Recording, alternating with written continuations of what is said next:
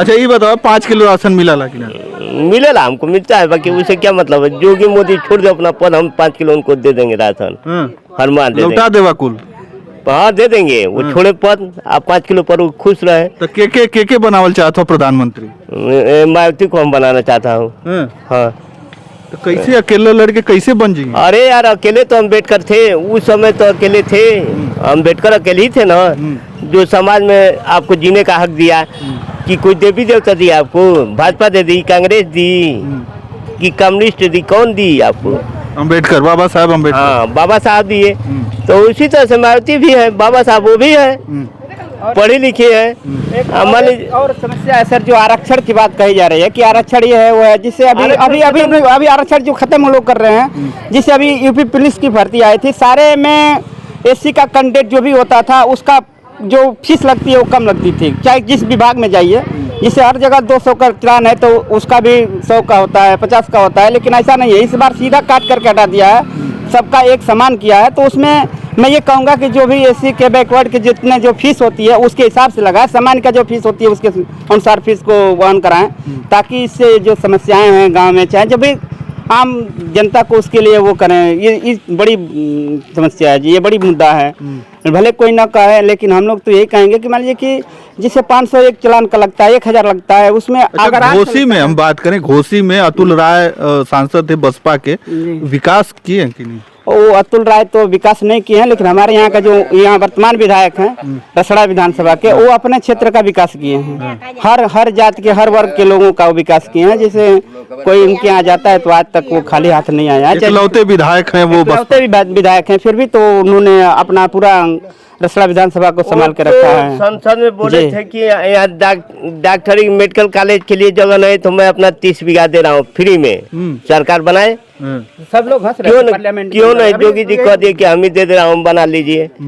उमा शंकर सिंह बनने में योगी मोदी कोई नहीं बन सकता है। उमा शंकर सिंह हाँ, वो अकेले हो के बाद दुखिले हो, उससे मतलब नहीं है। समाज में चलिए चाचा जी कहाँ गए आप? बताइए क्या नाम पड़ेगा आपका? विजय भाई।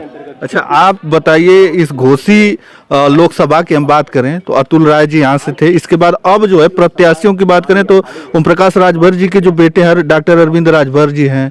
इसके बाद सपा से राजीव राय हैं, बसपा से अभी कैंडिडेट घोषित नहीं हुआ है। तो आपको क्या लग रहा है? क्या कुछ नहीं लग रहा है। तो मतलब किसको समर्थन कर रहे हैं आप? हम लोग तो बीएसपी वाले हैं, बीएसपी को समर्थन कर रहे हैं। अच्छा, और क्या, कोई भी आ जाए हम लोग बीएसपी को छोड़कर किसी को नहीं दे सकते हैं।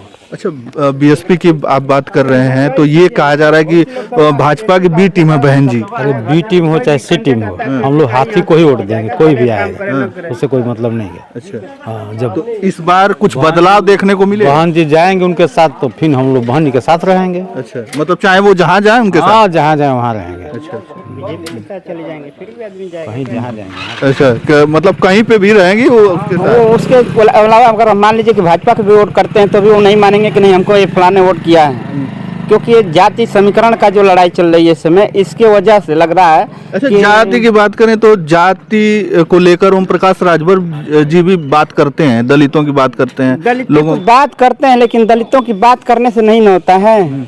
आपने जब भी किसी से साथ गठबंधन करते हैं केवल अपने स्वार्थ के लिए करते हैं। मैं वैसा नहीं कहूँगा, लेकिन मैं इसलिए कहता हूँ कि केवल वो अपने स्वार्थ के लिए करते हैं।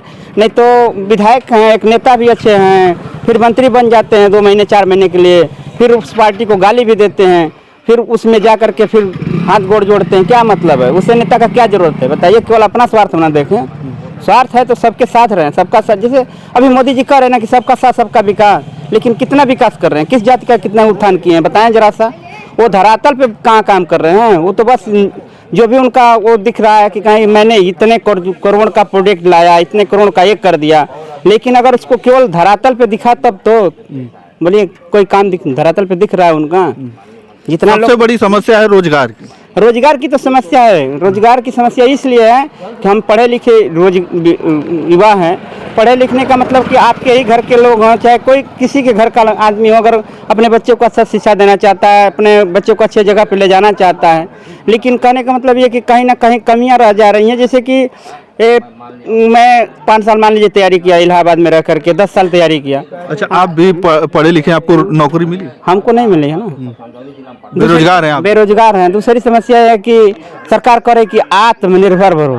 भारत विकसित, मेरा देश 2047 तक विकसित हो जाएगा। किस राष्ट्र से विकसित होगा इसका तो वो नहीं है। अभी बात कर रहे हैं कि हमारे यहाँ समय से जो साधारण ट्रेन नहीं चल रही है, बुलेट ट्रेन खिलाने की क्या जरूरत है? छोटा छोटा तो इससे बढ़िया हेलीकॉप्टर, हवाई जहाज ला दें, उसमें तो 4 लोग सैर करने। जो ट्रेनें चल रही हैं उसी को सुचारू रूप से चला दिया जाए तो ही बेहतर है। तमाम चीजें मैं सरकार की बुराइयां नहीं कर रहा हूँ, लेकिन ये बताइए अभी डबल लाइन हो गई, फिर भी समस्या है। समय से आना जाना चाहे हर चीज है कि नहीं, बताइए गलत कहें तो कहिए। वही चीज है, मान लीजिए कि रोड भी बढ़िया बन गया, गांव से मतलब ये हो रहा है कि ये रोड जा रहा है, ये भी क्या नाम है कि PWD में है, इस पे रोडवेज चल रही है, लेकिन कहाँ चलती है? तो ये सब समस्याएं हैं। धरातल पे जो समस्याएं हैं वो वैसे की वैसे हैं, चाहे किसी की सरकार हो, उससे कोई वो नहीं है।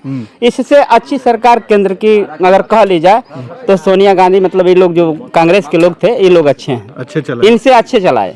इसलिए अच्छे चलाए कि ये भले साल में 10 ही वैकेंसी लाते थे, लेकिन हर साल नौकरी दिए हैं। इनका बस 5 साल में बस एक मुद्दा रहा कि मैंने 90,000 नौकरी दिया, लेकिन वो भी 90,000 फाइनल नहीं हुआ, अभी तक नहीं हुआ। ठीक है, तो यही सब चीजें हैं और कोई बात नहीं है सर। चलिए, तमाम समस्याएं जो है, मैं गांव में एक था और गांव की उन तमाम समस्याओं को लोगों से बात कर रहा था कि आखिरकार यहाँ समस्या क्या है और इनकी समस्याएं अभी तक जो है सुलझ पाई कि नहीं सुलझ पाई। सबसे बड़ा मुद्दा बेरोजगारी, और उसी को लेकर ये लोग बात कर रहे हैं कि युवा बेरोजगार हैं और उस पर बातें नहीं हो पा रही हैं। तो चलिए, इन गाँव से ही उस विकास को लेकर चुनाव लड़े जाते हैं, जीते जाते हैं, बड़े बड़े मंत्री विधायक बन जाते हैं, लेकिन गांव की समस्या तो वहीं की वहीं रह जाती है। तो चलिए, बस इस वीडियो में इतना ही। धन्यवाद।